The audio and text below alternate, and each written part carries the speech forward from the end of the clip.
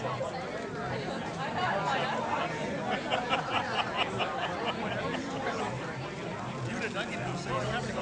you've been to one of these talks before, then you'll probably notice that they're really about innovation. They're about creation and projects and ideas and things that people have been working on that they want to share. I think the last one we had was the Human Helm app.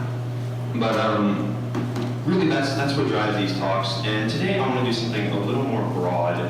I want to do something a little more larger in scope and talk about really the idea of innovation in general, where we sort of discovered it, how we kind of latched onto it, and where we might be running with it. So in order to really get things started here, I'm going to start with a fun little thought experiment by a guy named Tim Urban, who runs this blog, Wait But Why, which if you've seen it before, you know it's got all sorts of fun little stuff, but unfortunately he hasn't posted anything for a while. But anyways, the thought experiment goes like this. So to start, assume you have a time machine. It's a broad assumption, I know, but assume you have a time machine and you go back, say, 250 years, so the year 1768. So you walk around, you see the sights, you explore the land, you just do whatever you want to do there, but eventually you come across an old farmer, and he's just doing his thing, just farming around, and you get an idea. You walk up to the farmer and you say, hey, I want to show you something. So you take it back to your time machine, you close the door, you crank the dial to 2018, you shoot off to the future, and you throw open the door. How's he going to react? Anybody? Yeah, he'll freak out. Any other suggestions, ideas? Okay, so yeah, he'll freak out. Urban thinks he might actually die because 1768 is most definitely not 2018. 1768 was pre-revolutionary America, and there's a lot of other things that we have today that we most certainly did not have back then. So he will most definitely be a fish out of water. When you take him back home and let him recover from this shock, he realizes what we were trying to do and shock him with the future. So he decides, you know what, I want to try this too. So he, being a farmer from 1768, also has a time machine, and he decides to jump back 250 years in time as well. And he ends up in the year 1518. And he runs off, does what we were doing, sees the sights, explores the land, and he comes across the farmer as well. And he's like, all right, this is going to be my guy. So he takes that guy back to his time machine, cranks the dial up, back to 1768, and shoots back off to his present. Now, how do you think that second farmer is going to react when he sees the year 1768? Someone from 1518 seeing the year 1768. Much happier. Maybe, yeah. He'll, yeah. Any other ideas? It's not that different. Exactly, right. The 1518 to 1768 is most certainly not 1768 to 2018. He might be surprised by a couple things. There'll be a couple things that'll probably shock him that either are still around or invented. But yeah, the general point is it's not that different. So our 1768 guy is going to be slightly disappointed. So when he takes this second farmer back home, the second farmer knows what he was trying to do. And he, being a farmer from 1518, has a time machine like the rest of us. So he decides he wants to try the same thing. But he runs into a problem. He can't go back 250 years because he knows, 1268, I believe, won't have that same effect. Even trying to jump back 500 years to 1018 probably won't have that same effect. If he wants to get the same effect that we had with our farmer from 1768, bringing him up to our modern day, he's going to have to go all the way back to pretty much the dawn of human civilization itself. That's the equivalent difference here. Things are changing extremely rapidly, and the whole point of this thought experiment is that innovation in technology doesn't scale up linearly. It doesn't move in a straight line. It builds on itself, and it keeps going and going and going. People building off those who came before. So it's a lot easier to build an iPhone when you already know how transistors work, and it's a lot easier to build a transistor when you already know how electricity works, and it's a lot easier to harness electricity when someone else who came before you did the math and figured it out. And after centuries and centuries and centuries of this happening, eventually you end up with something like this. So these are innovations in the 20th century, mostly the 20th century, and it's an explosion of new ideas and creations and all sorts of things that, this is the foundation of our modern world. Things like air travel, automobiles, antibiotics, television, radio, frozen food, on and on, vaccines, refrigerators, ovens, computers, credit, debit cards, cell phones. The Cubs won a World Series for the love of God. I mean, try explaining that to someone in like 2015, they won't understand. But I think it's really easy to forget that this is the foundation of our modern world, things that have come into existence about 100 years ago. And today, I really, as I mentioned, I'd like to give some context as to where this sort of innovation is coming from, where we're driving, and where we might be headed soon. So if we really want to get context of human innovation, we're going to have to take a couple steps back, and by a couple I mean a lot, all the way back to early men. So about 6 or 7 million years ago is when fossil and genetic records show that our hominin family tree began to really form on its own and take off. Now, the word innovation didn't really exist, as in no other words, but after about 3-ish million years after that, there is really a major step forward that has been brewing for a while. It didn't come overnight, and really no major innovations come overnight, but that's bipedalism, the ability to walk on 2 legs. Now, if you have 4 limbs, but you only need 2 of them to move, then you end up having 2 free limbs that you can do pretty much whatever you want with them. So you could go pick up a rock and go smash something with it, or go pick up a stick and go stab something with it, or hold a microphone. There's all sorts of stuff that you can do, and you can start to mold and shape the world around you and see how it reacts. So for example, if you pick up that rock and go smash that anthill, you'll learn that the ants die. And you might be able to pass that information on, so if you get an ant infestation one day, you pick up more rocks. So the world doesn't really change too much for a while after that. It's pretty stagnant. Until maybe a couple million years ago, when we begin to see really the rise of stone tools. And this is really important because it's another step forward in innovation. It's another step forward in people learning that they can do things better another way rather than with their own hands. Now, these are really basic stone tools, and as I mentioned, they don't change for a while, but it is a step forward in innovation. And tools are often used as a sign of intelligence. If the creature creating these tools knows that the job can get done better with these tools, then that's a sign that they're thinking about something. And these tools are also the dawn of what we call the Stone Age, which was very long, cold, hard, and you tended to die really young from a variety of things like disease, predators, environment, or simply just being bashed over the head with a rock because your neighbor liked your cave better. But yeah, over time, it didn't get better for a while. Things were pretty bad for a while, up until what you're probably expecting me to say, the invention of fire, or discovery of fire. As you might have guessed, fire is a major game changer for our Stone Age ancestors, because now you can cook your food so you're not susceptible to as many foodborne illnesses.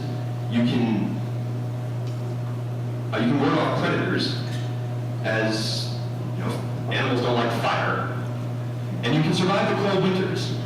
So it does all sorts of things that are extremely helpful for survival. Now, like any innovation, as I've said, fire didn't come overnight. Fire was a very long and slow process, and I imagine there was a lot of this involved. So it wasn't easy, but by about 1.5 million years ago, we were most certainly on our way to trying to figure it out.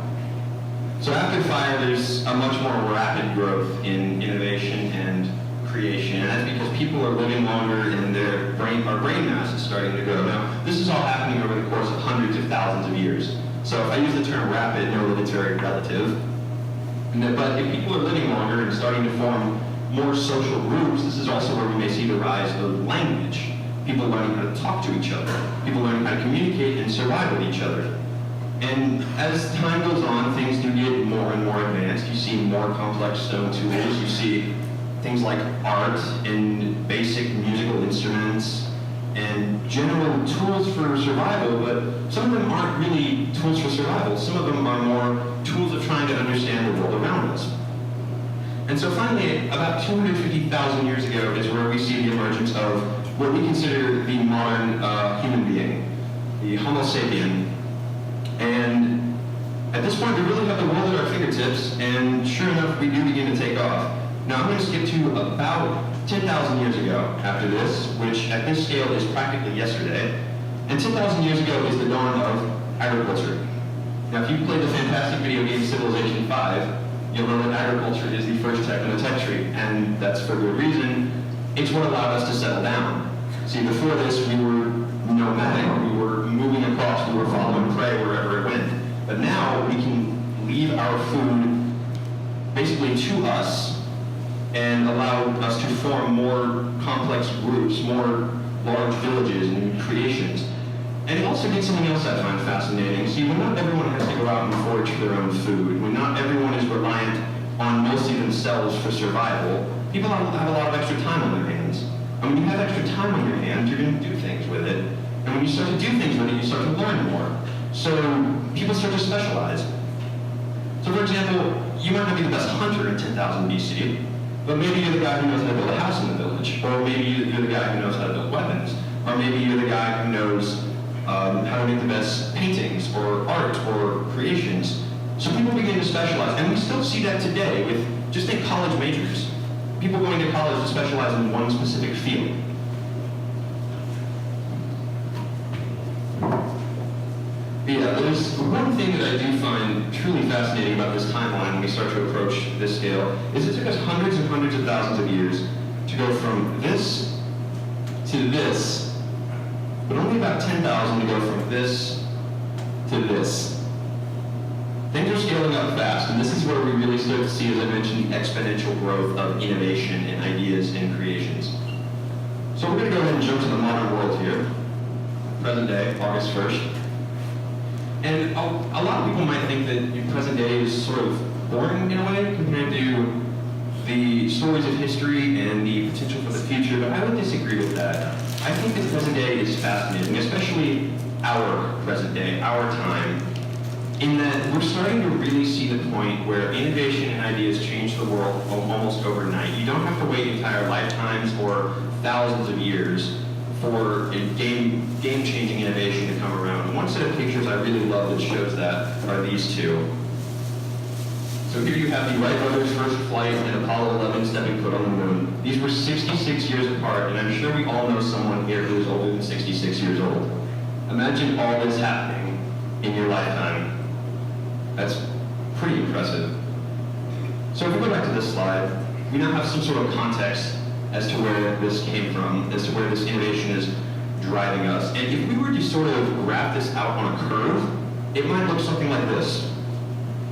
Now this is a graph of human population growth, which, as you can see, around the dawn of the 20th century is where things start to really boom. And if we scale out to the scale we've been talking about, boom, an explosion. Now, don't worry too much about this. Most experts agree that within the next 100 years or so, population is going to start to plateau. And that's not really the point I'm trying to make with this talk either. But what I want you to pay attention to for this is the fact that massive innovation, and you can see the exponential growth here, is fueling major changes in our world. And it's not just the innovations, well, it is a lot of the innovations of the 20th century, actually. I was going to say, it's not just the innovations like agriculture or food production. What's fueling this population growth are things like medical innovations, life-saving innovations. Now, I love this chart, but it is huge, and I could not fit it on one single slide, so I'll go over it some more later. But these are all innovations that have really just saved countless and countless and countless lives. And when it comes to life expectancy all over the world, a lot of areas with low life expectancy, or places that did have low life expectancy, generally have it because of child mortality. If half the children you have die before the age of 10, it's not expected that you're going to live very long when you're born. But if you can get that child mortality out of the way, then suddenly your life expectancy skyrockets. So things here we have like vaccines, CPR, kidney dialysis, auto safety enhancements, organ transplants, pacemakers, bypass surgery, sunscreen, mammogram, pesticides, and these are the big ones here. Antibiotics, water chlorination, blood transfusion, synthetic fertilizers, pasteurization, and toilets. Toilets. Someone had to invent the toilet. You don't think about that, but it happened. And it's crazy to me, I guess, to think about the fact that there really was a time when we never had any of this. When if you needed something like this, sorry, too bad. But luckily, thanks to the explosive growth of innovation, we are driving forward all this innovation and saving millions of lives across the world. And it's not just medical technology, though, that's exploding. Well, actually, it is, I'm not finished talking about medical technology, actually, but things like smallpox that used to ravage the world have been completely eradicated. And this is a graph of polio cases in the United States. Polio used to devastate large portions, especially children, and we even had a president that was afflicted by polio and stuck in a wheelchair at one point. But now, in the year 2017, the World Health Organization estimated that there were only 22 cases of polio for a disease that used to do this. That's innovation. As I was moving on, it's not just medical innovation, it's also improved technology. This is a graph of what's called Moore's Law. And if you've never heard of Moore's Law, it's the idea that every 18 months computing power doubles. Which, this is a logarithmic graph, so it looks linear, but it does scale up exponentially. As down here we have 1,000, up here 20 billion, I think it is, over the course of 40 years. Maybe. Now, we actually are starting to push up against the physical limitations of Moore's Law because our transistors and chips have gotten so unbelievably small that we're running out of room to put them on a chip, and we're actually experiencing something called quantum tunneling, which is where electrons from one circuit will accidentally end up in another circuit. That's how small these things are getting. Also, things like global communication. So this is, again, another logarithmic graph. I would like to actually be able to see the curve to really make it apparent to anybody listening, but you can get the point either way. Global communications are scaling up at an unprecedented rate. The invention of writing was what allowed us to really learn from everyone around us, and the spread of literacy and the printing press is what allowed us to really learn from anyone that had come before us. But the internet is allowing us to have all of human knowledge at our fingertips at any given moment. And that is a godsend for innovation. I don't know how visible these, okay, so I'm going to explain them. So this is renewable energy. Up here we have solar, wind, and hydropower. Look at solar especially. Before 2005, almost non-existent, and then suddenly from 2010 on, skyrocketing. That's definitely going to be all over the future. Wind is exploding as well. Now hydropower, we have used a lot of it in the past. The Hoover Dam was built in the 1930s, but still, it's growing. We're figuring out new ways to power our civilizations. We're figuring out new ways to provide the energy that we need. And also, when it comes to farming, we're using technology and figuring out ways to use less land to produce just as much food. Things like genetically modified organisms and all sorts of other different ways to make plants produce more with less land is providing more and more food. So now that we're ramping up our understanding of practically everything, it really does begin to beg the question, where are we going? What's next? Well, as I mentioned earlier, with the internet, we now have really the collective knowledge of all of humankind at our fingertips. So things are going to start ramping up really, really quickly. So we might see things like artificial intelligence explosion. Now this is an image of IBM's Watson playing and winning Jeopardy against two of who I believe are some of the most, what's the word? Victorious Jeopardy players, I guess, people who have won it many times over. But artificial intelligence is already taking over the world. And if you own a cell phone, I guarantee you have an AI in your pocket. That's what things like Siri and Google and Alexa are. And the other day I discovered you can ask Alexa to tell you a joke and it will. And that kind of terrified me. But they're only going to get smarter, and they may be able to mimic human beings within the next 100 years. Now that's something called the Turing test, which was invented by a computer scientist and mathematician named Alan Turing in the 1940s. So you seem like you know what it is. Right? But no computer has been able to reliably pass one yet, but within the next 100 years, it's highly likely that they will, seeing as I mentioned, things like Siri and Alexa and OK Google are designed to be able to converse with humans. They're not perfect at it yet, but they're getting there. So new sources of energy as well. As I mentioned, solar, wind, hydroelectric are all expanding, but the next big thing on the horizon is nuclear fusion, and that's what powers the sun. As of right now, people are experimenting with it in labs, trying to find a commercially viable way to do it. No one has really found it yet, but if nuclear fusion becomes a commercially viable source of energy, then that's really all the energy we will ever need, because we will be able to harness the power of a miniature star to power us. medical breakthroughs as well. So I'm sure we all remember a couple years ago there was a massive Ebola outbreak in East Africa, I believe it was? No, West Africa, I think. There was no vaccine, and there still really isn't a vaccine for Ebola, but that outbreak is what propelled scientists and doctors and engineers to want to create one. And in 2016, the World Health Organization printed that there is a vaccine in development that is showing promising results for something as deadly as Ebola. So we're also likely to see more efficient treatments of cancers because, as you might be aware, cancer is being, basically the ideas we have of treating it are changing on an almost daily basis. We want to move away from how destructive chemotherapy is and try to find something that will kill the cancer but will also not kill the patient in the process. And when we get really far into the future, we might see something similar to human enhancement technologies, things like gene editing, and depending on how advanced prosthetics become, physical alteration of the human body. Communications. I feel like I just need to say bigger and faster for this one. The internet's just going to keep growing, people are going to become more connected, people are going to find new ways, new faster ways of communicating with each other. Ideas are going to keep spreading, and they're going to keep spreading at a faster and faster rate. Things are going to get more and more complex, I guess to say. So on and on and on and on. I can stand up here all day and talk about all the things that we're going to see in the future, but I'm sure a lot of you might be wondering, how is this going to change our world again? And I'm not going to stand up here and say the future is going to be perfect because we all know it's not.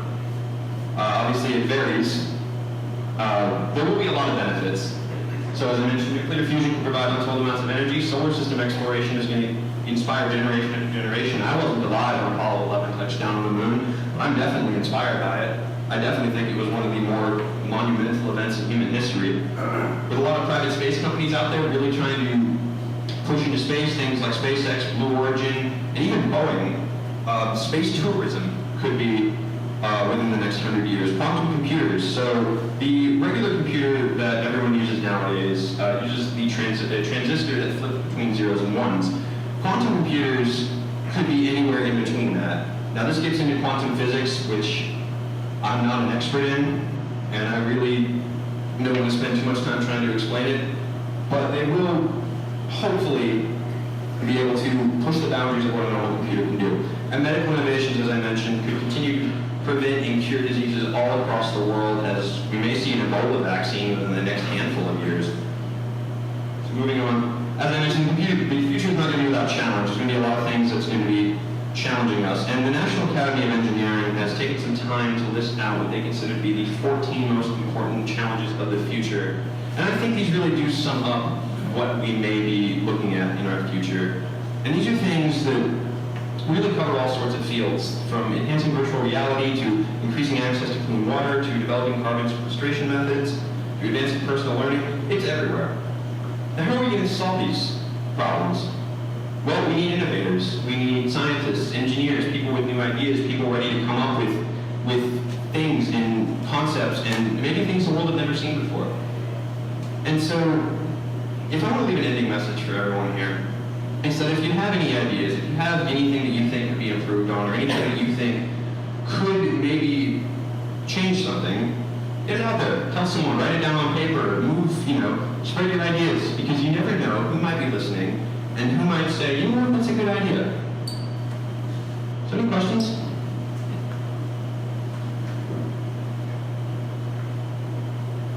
What's your take on dystopian views of the future, like Terminator? Well, I don't think the robots are going to kill us all yet. I do think some dystopian is more accurate than others. It really just depends on sort of the kind of dystopia that they're going for. When I was in high school, they had us read Brave New World, and I really liked that one because I thought that was a really unique take on dystopian future. And if you haven't read Brave New World, it's pretty much the polar opposite of 1984 in that nothing changes and nothing gets better, not because the government is oppressing everyone, but because nobody cares. And I thought that was a really unique take on dystopian future. But when it comes to future technology, there definitely is the potential for sort of widening social gaps or worsening already existing problems. So, you mentioned that the population is going to, experts think that the population is going to plateau. but my dystopian future does not believe that. So, like, why do you agree with the experts? So in a lot of areas in the world, the population is actually already stabilizing. Places like Japan actually are losing population over time because they're just not having enough children to support themselves. It's really more, I guess, technologically advanced areas of the world. Like I think the population of the United States increases by somewhere around 1 or less than 1% per year. But as more and more areas of the world become more and more advanced, develop, find access to new technology and similar things like that that we may take for granted here, the population will start to stabilize and things will start to plateau. So a lot of experts think it's going to plateau somewhere between 9 and 11 billion, which I'll admit is a lot.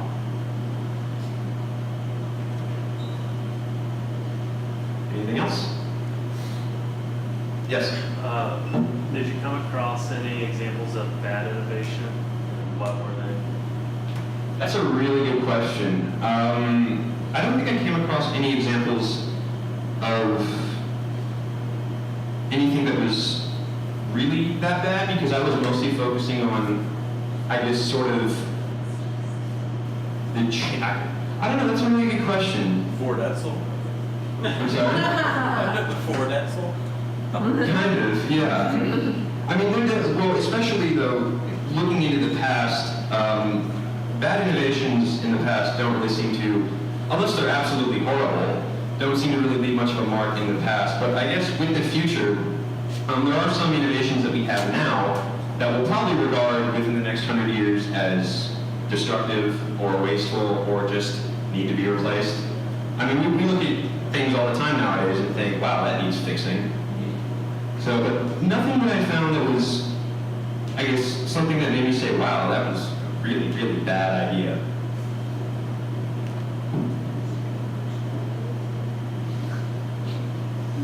Yes? What do you think is the biggest blockades to innovation? Would it be like government, the big corporations? Well, my first thought to this is really financing, I guess, because nowadays you need money to get anything done. And, I mean, money has definitely allowed us to live in the type of world that we live in, but also, if you have a great idea, if you have something that you really want to work on, but you can't get anyone behind you, you're not going to get anywhere with it. So, I guess, really, the ability of the person creating that innovation to sell their idea. If you can't sell that idea, then nobody's going to get behind you.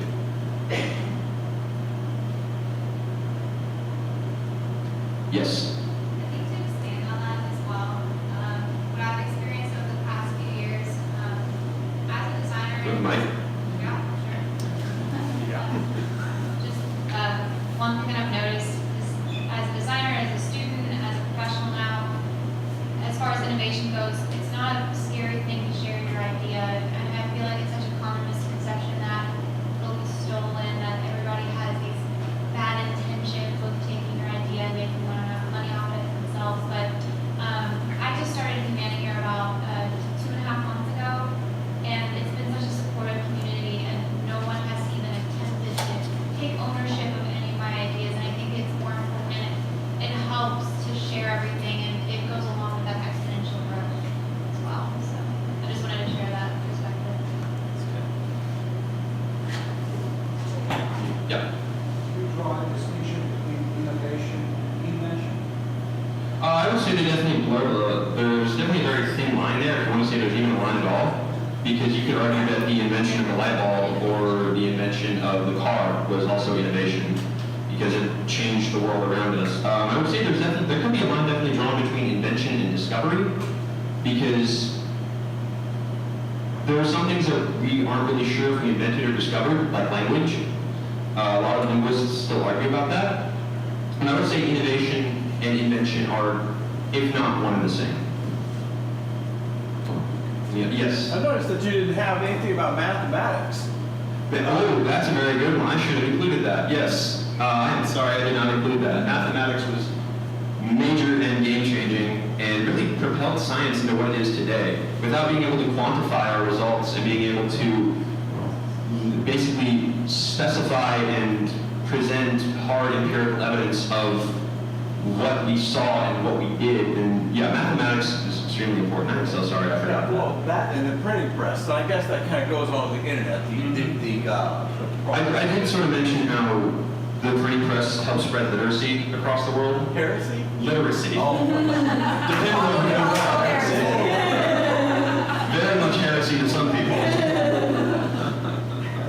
Yes. I won't give an opinion about it, but because of the current day with the 3D printing of guns in the news right now, my question is more around your research. If you come across how the laws are trying to catch up to innovation. Oh, definitely. So, especially nowadays, laws are so far behind what innovation is. It has taken us a very long time for especially our government to sort of really understand what the internet is, what maybe, as you mentioned, 3D printing is, what all sorts of new technologies are that we're creating. And as things get faster and faster and faster, innovations just, and the laws are going to fall behind. If you watch the hearing with Mark Zuckerberg, you might have noticed that some of these senators there seemed a little confused about what Facebook actually was. And I think that's a perfect example of just how far laws can fall behind innovation in a major time of innovation like today. That's a great question, by the way. Thank you.